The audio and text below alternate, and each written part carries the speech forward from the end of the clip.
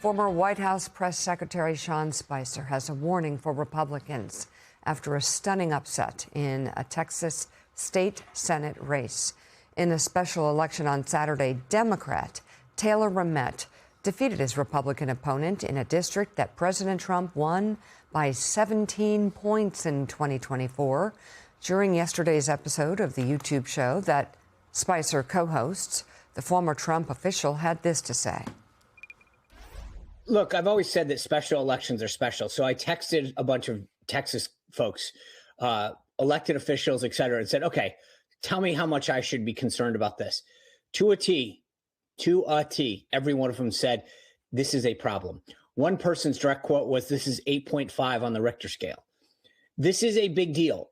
If you look at what happened in terms of the turnout, this is a problem. 224 people voted for the Republican in 2022. 50,000 voted this time. You can either put your head in the sand as a Republican or as a MAGA loyalist and say, that's a one-off. And a lot of times I'm one of those people. This time, if you don't get the message, enjoy Speaker Hakeem Jeffries. So, David French, that's a warning from the former press secretary of the first Trump administration, of course, Sean Spicer.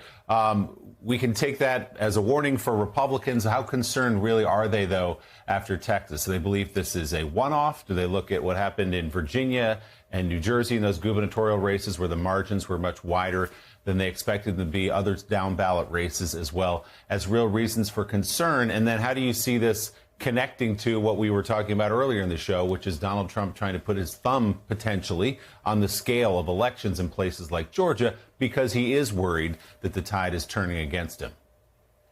Well, you know, ordinarily when you've got a political party that's out of power and they see these kinds of results, they start looking forward to November with, great anticipation, because historically these kinds of results do forecast something coming in November. It's not foolproof, but they do forecast it. But here we're in the most bizarre situation and dangerous situation where, as Democrats' prospects improve, so does the underlying danger. The underlying danger to the election increases. And so you're beginning to see this real sense of fear and panic setting in amongst Republicans, the smart Republicans who are seeing these swings, and they know they might be losing the gavels very, very soon. And look, this is not what they expected after the November election in 2024. We got to make that very clear. There was all of this talk about a vibe shift, of a real sort of permanent realignment of American politics.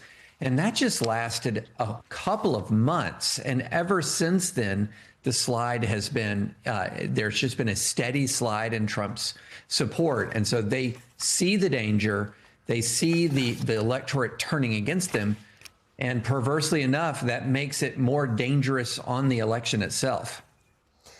Opinion columnist for the New York Times, David French, thank you very much. His new piece is available online right now.